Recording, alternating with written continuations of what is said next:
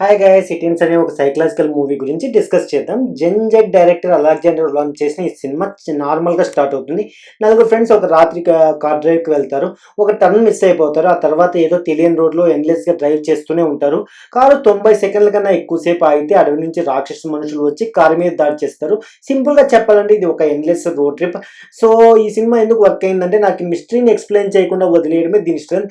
Petrol ఎందుకు తక్కువ అవడం లేదు, వాళ్ళ ఆకలి ఎందుకు అనిపించడం లేదు, ఈ రోడ్డు ఏంటి అనే వాటికి ఏ ఆన్సర్ ఇవ్వరు. క్యారెక్టర్ కూడా ఏం జరుగుతుందో అర్థం చేసుకోరు.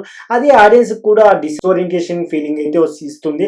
Performances wise Akira Jackson, Noah తౌత్, ఫినియస్ హ్యూమన్, మిచెల్ కోర్ అందరూ ఎంకాస్ట్ అయినా చాలా న్యాచురల్ గా చేశారు. వాళ్ళ మధ్య ఫ్రెండ్షిప్ డైనమిక్, జోక్స్, టెన్షన్ అంతా జెన్యున్ గా అనిపిస్తుంది. ఎంటైర్ మూవీ వాళ్ళ పర్ఫార్మెన్స్ మీద డిపెండ్ అయి ఉంటుంది.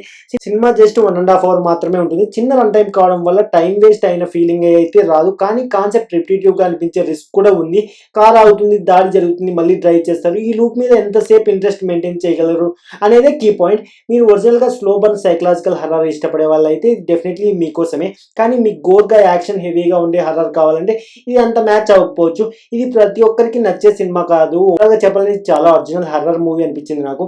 సో స్ట్రాంగ్గా రికమెండ్ చేస్తాను. మీరు ఇప్పటికే చూసారా, మీ థిరీస్ ఏంటి, ఈ రోడ్ ఏంటి, వాళ్ళు ఎక్కడ ఉన్నారు అని కామెంట్స్లో చెప్పండి. లైక్ చేసి సబ్స్క్రైబ్ చేసుకోండి మరిన్ని రివ్యూస్ కోసం.